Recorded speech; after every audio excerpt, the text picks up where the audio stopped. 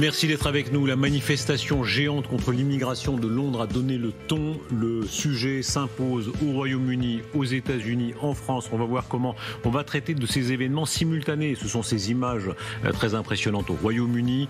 C'est aussi en France le développement de la pétition de Philippe de Villiers pour demander un référendum sur l'immigration qui revendique maintenant plus d'1 million de signatures. Commençons peut-être par les images de Londres, par ce qui se joue dans cette sorte de laboratoire que représente le Royaume-Uni avec ce qui va et ce qui ne va pas en matière d'immigration. J'aimerais votre premier regard là-dessus, sur l'immensité de cette foule, ce qu'elle révèle pour vous, peut-être Renaud Girard pour commencer. Écoutez, ça révèle quoi? Ça révèle que dans cette Angleterre, qui était le laboratoire de la démocratie européenne, en Europe et même mondiale, eh bien, il y a une question qui n'a jamais été posée aux électeurs, c'était cette élection de savoir s'ils voulaient ou non vivre dans une société multiculturelle. En fait, l'immigration, en l'occurrence l'immigration des Britanniques qui est venue aussi de leur ancienne colonie, un peu comme d'ailleurs l'immigration en France, et c'est une question qui n'a jamais vraiment été posée. On a posé beaucoup de questions aux Anglais, ils ont eu même des référendums sur l'Europe, par exemple. Nous avons eu des référendums sur beaucoup de sujets, sur la Calédonie, sur l'Europe, etc.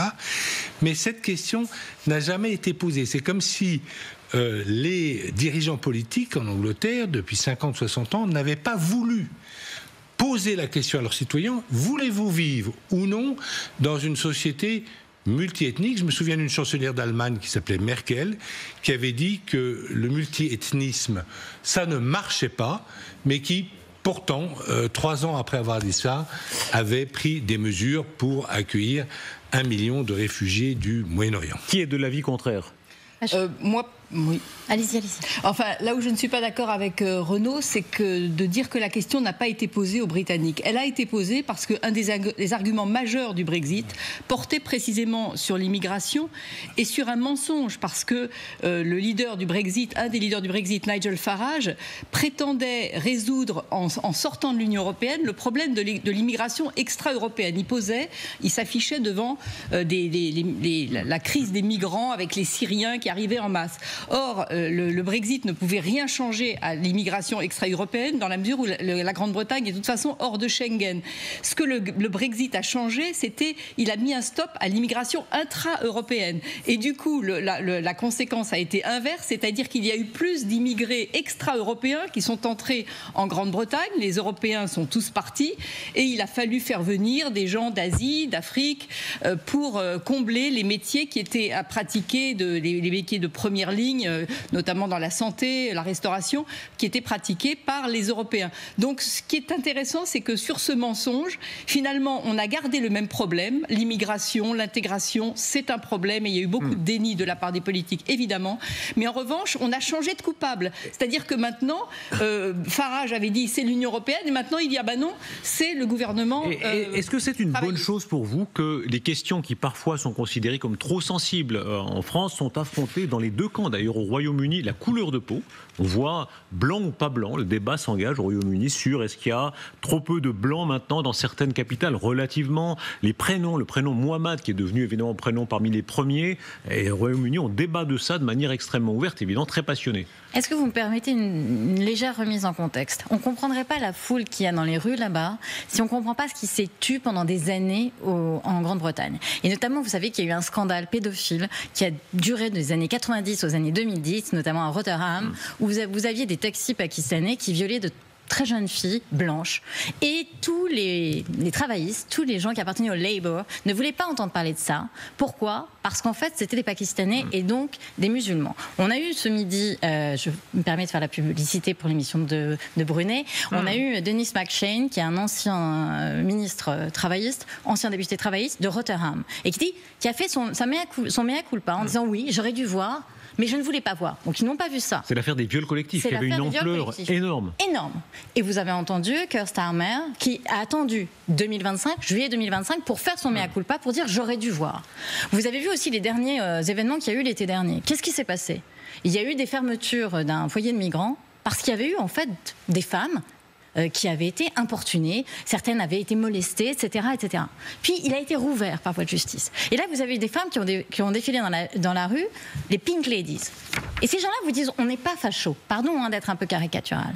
Donc si vous voulez, il y a aussi une chose, moi, que je voudrais qu'on voit ce soir, si la gauche ne veut pas laisser le monopole de la vérité à l'extrême droite. Il y a un moment, il faut nommer les choses, comme il fallait nommer les choses à Cologne quand il y a eu ces viols. Hein. Et si on ne le fait pas, on laissera le monopole de la vérité à l'extrême droite et on aura des gens dans la rue qu'on va pousser dans les bras des pires extrémistes, parce que Tommy Robinson, il n'y a pas pire que celui-là. Je veux dire, même Nigel Farage ne veut pas défiler avec lui. Et donc c'est ça, le monopole de la vérité, ça peut pas être... Et s'il faut aller au débat, franchement, dans les deux camps, parlant de tout, oui ou non, le référendum sur l'immigration est-il une solution? C'est la pétition de Philippe de Villiers, je le cite, nous sommes en train de changer de peuplement, nous sommes en train de changer d'art de vivre, nous sommes en train de changer de civilisation, si nous ne faisons rien, c'est la fin de la France, dit-il. Il n'y a qu'un seul chemin pour affronter le problème majeur de notre temps, l'immigration, qui nous subjugue et nous transforme, de point, le référendum. Et il se passe des choses sur ce front-là. Il revendique maintenant plus d'1 million de signataires. Et Laurent Wauquiez, on passe une partie de la droite classique, dit « J'ai signé la pétition pour un référendum sur l'immigration, et vous ?» Point d'interrogation. Alors on aura les voix des politiques. Thierry Mariani, Jean-Marie Le Guen d'abord. Jean-Marie Le Guen, l'ancien ministre socialiste. Oui, d'abord, on n'est jamais déçu par Laurent Wauquiez quand il peut mettre un pavé dans la mare naturelle de son parti. Il ne s'en prive pas. Mais sur le fond, le problème, on voit bien la manipulation. D'abord, on voit bien le problème. Isabelle Saporta, vous avez aussi parfaitement donné le cadre. Mais consulter le peuple ou non? Référendum sur l'immigration ou non? Consulter le peuple, le problème, c'est la question. Est-ce que ce que ne dit pas apparemment De Villiers, c'est est-ce que c'est zéro immigration? Si c'est ça le débat, alors il faudra le dire. Mais il ne le dit pas, parce que beaucoup de gens, y compris des gens qui sont sur la maîtrise complète de l'immigration, sur des positions relativement dures, je crois que c'est la position d'ailleurs de Retailleau par exemple, ne sont pas sur l'idée de zéro immigration. Parce que ça pose tout un tas de problèmes. On peut revenir après dans le débat. Donc, quelle est la question? Si la question c'est de dire il faut reprendre le contrôle, ce que n'ont pas du tout les Britanniques, reprendre pour des raisons qui ne sont pas liées à leur tradition. Alors, il y a tous les problèmes que vous avez dit, mais il y a le fait qu'ils n'ont pas de papier d'identité, qu'ils n'ont pas du tout de contrôle possible. Mais vous êtes pour le référendum ou non? Quelle est la question, Darius? Dites-moi la question et je vous dirai si je suis pour ou si je suis contre, et si je suis contre le référendum. Thierry Mariani. Quand on fait un référendum, on le fait autour d'un projet de loi, d'un texte. Voilà.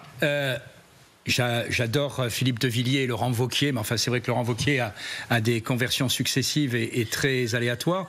Je me permets quand même de rappeler que la première mesure pendant toute la campagne présidentielle qu'avait annoncée et sur laquelle elle s'était engagée de Marine Le Pen, c'était immédiatement faire un référendum sur l'immigration.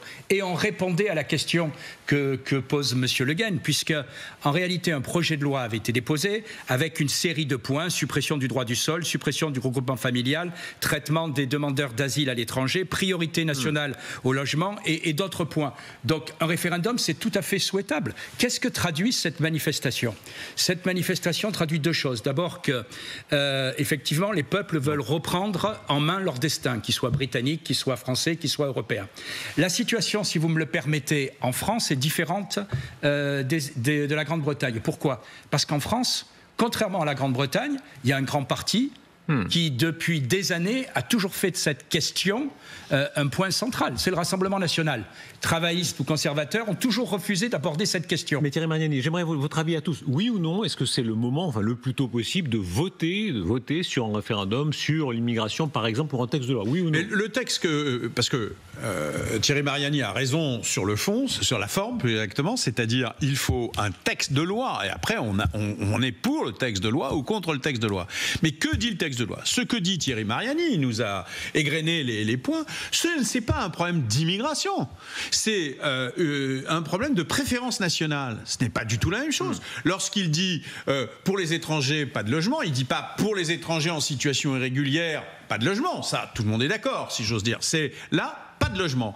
Et puis, sur les différents points qu'il a pris, ce sont d'autres sujets que l'immigration à proprement parler. Alors, parlons de l'immigration, parlons des moyens du contrôle de l'immigration, parce que je rejoins tout à fait Isabelle Saporta sur le fait que si la gauche ne prend pas pleinement cette question en face, elle ira à l'échec absolument. Et non seulement elle prendra de son propre échec, mais l'échec même de nos valeurs et de notre civilisation. Vos avis à tous, hein, voter ou non, un référendum ou non, oui ou non?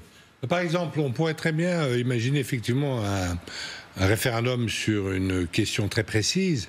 Par exemple, ce qu'on appelle le droit du sol. Quand j'ai fait mes études de droit, c'était il y a très longtemps, on disait que le droit français, c'était... il a tout eu, un normal, l'ENA, etc. Il se vante, pour ceux qui ne connaissent pas encore Renaud Girard, il se vante, mais c'est normal. C'était le droit, en droit, c'était la France, c'était le droit du sang, alors que les États-Unis d'Amérique, c'était le droit du sol. Ah. Vous savez, c'est Mexicaines qui traversaient le Rio Grande pour accoucher aux États-Unis, etc. Et par des dérives successives, on est arrivé à importer ce droit américain en France, c'est-à-dire le droit du sol. Moi, j'estime que c'est pas parce que quelqu'un, en passage ou en débarquant d'une barque ou n'importe quoi, est né sur le sol français. Chirac et Giscard l'ont dit dans les années 90. Et Chirac et Giscard ont dit on pourrait voter sur la question du droit du sol. Voilà. Et je ne considère... Oui, ça a toujours été la tradition du droit, du ius sanguinis, du droit du sang.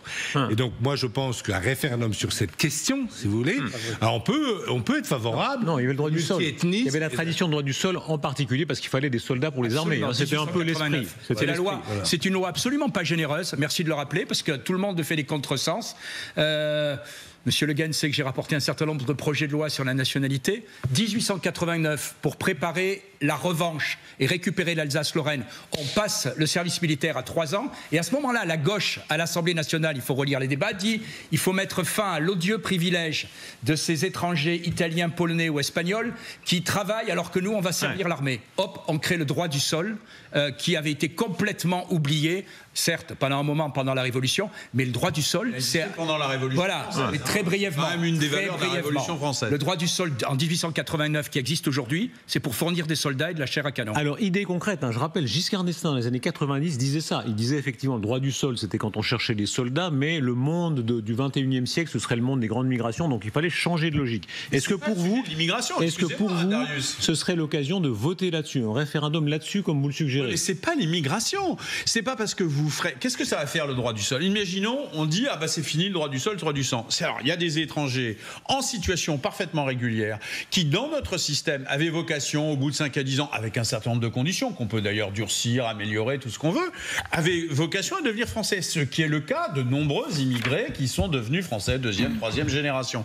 Si on interdit le passage de ces immigrés, il va y avoir un stock d'immigrés légaux, en toute justice, enfin, ayant des papiers, et qui ne pourront jamais devenir français. Et nous pensons qu'effectivement, l'un des moyens de l'intégration, Alain Boer disait dans l'émission précédente qu'on n'en a pas fait assez, il a eu raison là-dessus, sur les politiques d'intégration, mais c'est un des moyens de l'intégration. Quel est le nombre de Français aujourd'hui, j'allais dire, y compris peut-être autour de cette table, qui ne le seraient pas s'il n'y avait pas eu le droit du sol?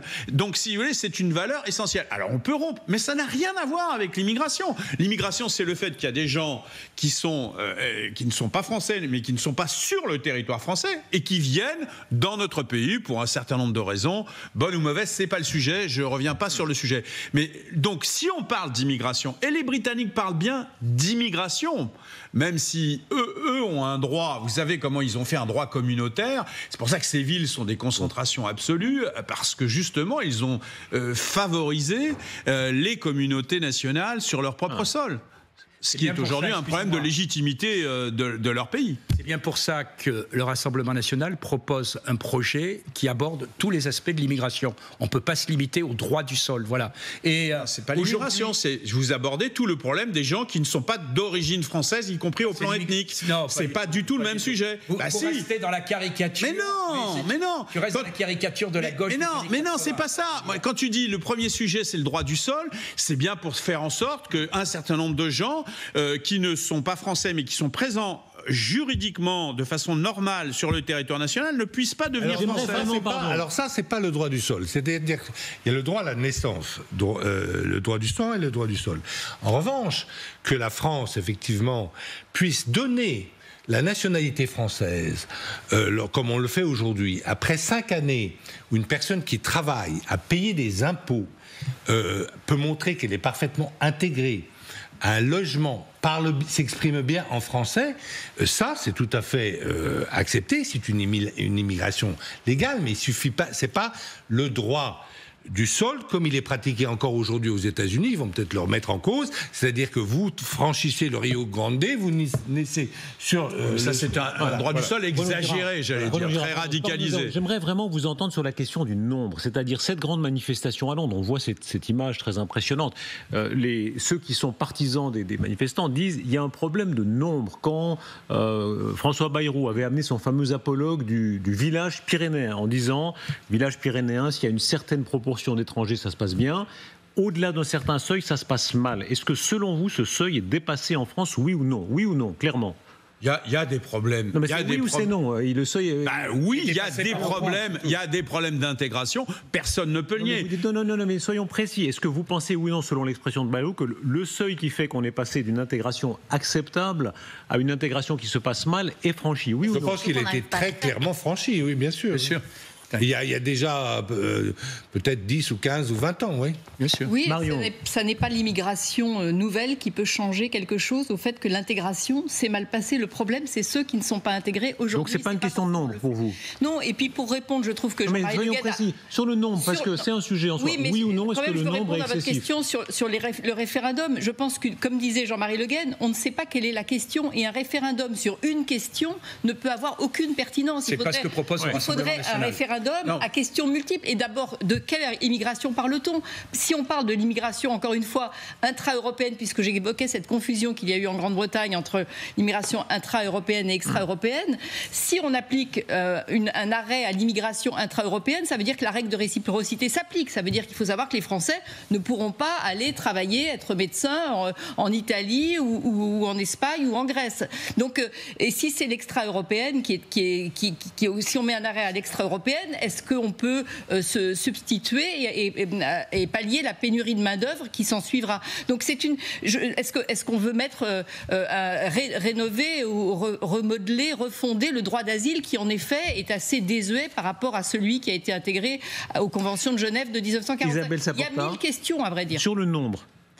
Non, mais la question, c'est pas le nombre, la question, c'est qui on vise. Enfin, soyons clairs, là, c'est le non-dit au milieu de c'est l'éléphant au milieu de cette tablée. Hein, c'est qu'au fond, Philippe de Villiers, quand il propose ce référendum, il vise les musulmans. On est d'accord ? Donc, il considère que ceux qu'il y a de trop, ce sont les musulmans. C'est même plus de la xénophobie. Donc, c'est quelque part un discours ethnique. Maintenant, ce que je vois, pardonnez-moi juste cette légère digression autour de cette table, c'est ce que sera l'état du débat national s'il y a un référendum sur ces questions. C'est-à-dire qu'on va avoir d'un côté les gens qui vont se mélanchoniser, en disant au fond, on est créolisation ouverte, etc., etc., et tous ceux qui vont même, Renaud Girard, devenir de plus en plus refermés sur eux-mêmes. Écoutez, moi, c'est pas l'idée que je me fais de la France. Alors, j'ai peut-être tort, peut-être que je suis une ravie de la crèche. Vous parliez tout à l'heure du droit du sol. Moi, mon père n'aurait pas été français s'il n'y avait pas eu le droit du sol. Je pense que c'était un très bon Français. Je pense qu'il a fait beaucoup pour la France. Je pense, moi-même, que j'œuvre aussi pour la France. Et au fond, en disant ça, devenu français simplement parce qu'il est né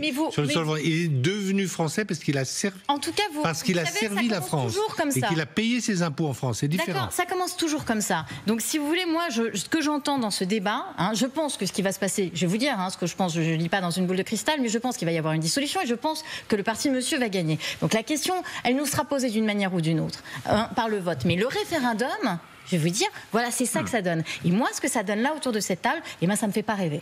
Moi, ce qui m'inquiète, c'est qu'effectivement, le système est devenu tellement laxisme, c'est que 180 000 Afghans, et je connais bien l'Afghanistan, les hommes afghans ont une culture totalement différente de la nôtre, et à la vérité pas intégrable à la nôtre, qu'on ait laissé passer 180 000 Afghans en France, alors que les problèmes d'immigration clandestine étaient déjà connus, c'est effectivement totalement consternant. Et c'est quelque chose que le peuple, qui n'a pas été consulté, n'accepte plus. Mais il y a des gens, il y a des journaux en France, on peut par exemple prendre, je sais pas, un très bon journal qui s'appelle Libération, il est ouvertement favorable au multi-ethnisme. Il le dit d'ailleurs. Voilà, c'est très bien. Mais une partie de l'opinion le pense. Mais voilà, maintenant, il faut demander. Mais maintenant, en démocratie, ce ne sont pas les minorités, fussent-elles agissantes, qui font la politique d'un pays. Et donc, il faut demander aux Français si ils partagent cette aspiration au multi-ethnisme. Moi, je pense, comme l'avait dit d'ailleurs le général de Gaulle, qu'entre la civilisation arabo-musulmane et entre la civilisation judéo-chrétienne, c'était comme l'eau et l'huile, que non, ça se mélange pas bien. Et c'est d'ailleurs la raison pour laquelle le général de Gaulle, contre l'avis de l'extrême droite à l'époque, avait refusé l'Algérie française. Là-dessus, qu'on est tous Parce qu'il avait dit, le général de Gaulle, à Perfit, je ne veux pas de colombelles et de mosquées. Il pensait que ces masses arabo-musulmanes ne s'intégreraient pas dans la civilisation française, et je pense que De Gaulle avait raison. Réponse là-dessus. Mais les masses, dans l'absolu, on parle de civilisation. Là, on parle d'individus. Il y a des problèmes d'intégration et des gens qui ne s'intègrent pas. Il y a du communautarisme islamo, tout ce que vous voulez, qui pose un énorme problème. Mais il y a aussi des réussites extraordinaires. Vous voyez la directrice de l'Institut Pasteur. Enfin, je veux dire, vous avez je prends cet exemple parce qu'il me vient comme ça, mais vous avez des réussites extraordinaires qui sont des gens issus de l'immigration maghrébine, musulmane, tout ce qui fait peur à Monsieur de Villiers, et qui sont des réussites exceptionnelles pour notre pays. Et ça, ce que nous devons faire, c'est transformer une masse de gens qui connaissent des problèmes d'intégration parce qu'il y a du communautarisme, parce qu'il y a des ghettos, et il faut essayer de les braver, ces ghettos. Alors, c'est une tâche considérable, j'en ai bien conscience, mais après, les individus, c'est pas parce qu'ils sont d'origine musulmane ou maghrébine qu'ils ne sont pas demain des Français d'exception. Il faut passer d'une immigration subie, ce que les Français ont subi et les Anglais aussi, à une immigration choisie. Il ne s'agit pas du tout de faire une immigration zéro. Il ne s'agit pas du tout de refuser effectivement on n'est plus dans le même cas. Et moi, personnellement, j'étais d'ailleurs tout à fait pour. Je considère que c'est une honte qu'on n'ait pas rapatrié tous les harkis qui s'étaient battus pour le drapeau français. Les choses sont extrêmement claires. Et évidemment qu'il y a en France une immigration d'origine de pays arabo-musulmans qui est parfaitement intégrée et qui sert la France. Un déséquilibre de fait de la démographie, quoi qu'on en pense, c'est-à-dire qu'on souhaite ou pas l'immigration. Voilà, quand tout à l'heure sur ce plateau, Alain Bauer disait ça ne peut que se mal se passer, un déclin aussi vertigineux de la démographie. Regardez, c'est la réalité. La Troisième République était une république très conquérante, colonialiste. C'est l'époque où il y avait 3 enfants par femme, encore en 1900. L'époque d'aujourd'hui, c'est l'époque où la population décline. Si l'immigration ne le compensait pas, qu'on le souhaite ou qu'on le déplore, le fait est que la population déclinerait. Soyons honnêtes, c'est pas les politiques en tant que telles, c'est notre société et de la manière dont elle évolue. Les politiques n'ont ni ce pouvoir de nuisance, ni ce pouvoir de réalisation. Nos sociétés au pluriel qui évoluent là, parce que c'est quasiment toutes les sociétés occidentales. Le déclin américain est freiné essentiellement par l'immigration mexicaine, qui d'ailleurs est à l'origine de la croissance économique que connaissent les États-Unis. C'est une crise absolument très grave de la civilisation occidentale. C'est notre société. J'avais fait un éditorial quand le président du Conseil italien Berlusconi avait dit au moment du 11 septembre que notre civilisation était supérieure. Je lui dis non, notre civilisation judéo-chrétienne n'est pas supérieure. Et d'ailleurs, j'en avais donné pour preuve que nous laissons nos vieux dans les EHPAD, alors que dans la civilisation arabo-musulmane, on garde les vieux chez eux. Et donc, en ce sens-là, ils sont supérieurs à nous. Mais c'est notre civilisation et nous devons la défendre. Là, effectivement, avec 1,6 enfants par femme. Ça se renouvelle pas. Ça se renouvelle pas. Et surtout quand on entend le président de la République qui imagine un jour envoyer des soldats en Ukraine, il n'y a pas une femme française qui acceptera de sacrifier son fils pour l'envoyer en Ukraine combattre les Russes.